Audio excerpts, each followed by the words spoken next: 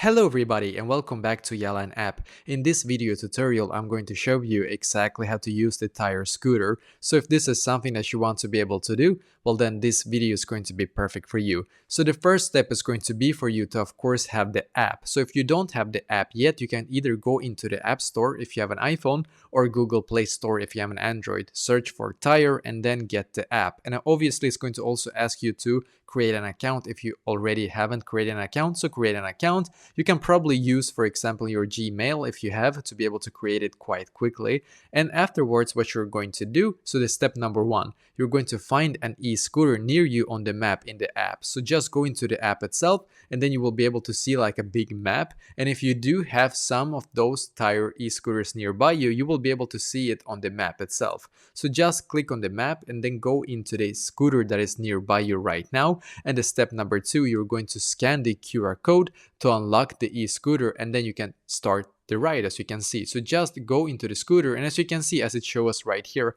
the QR code is going to be on here. As you can see, you can just scan it and then you will be able to unlock it, as you can see. And the step number three, push the e-scooter forward to flick the kickstand back and you're then ready to go.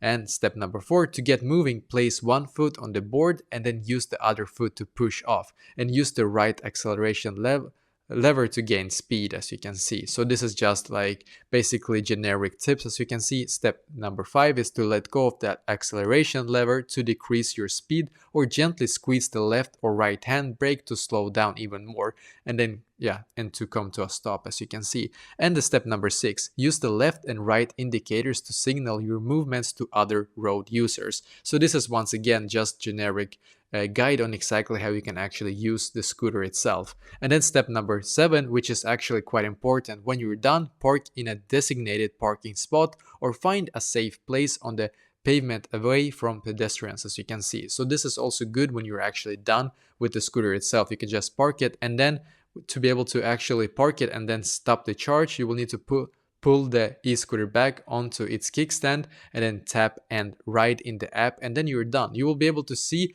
when you actually get a scooter, you will be able to scan it and then click on start the ride. And then afterwards, when you're done and you park it, you can just click on end ride, just so you know. And that is basically exactly how to use it.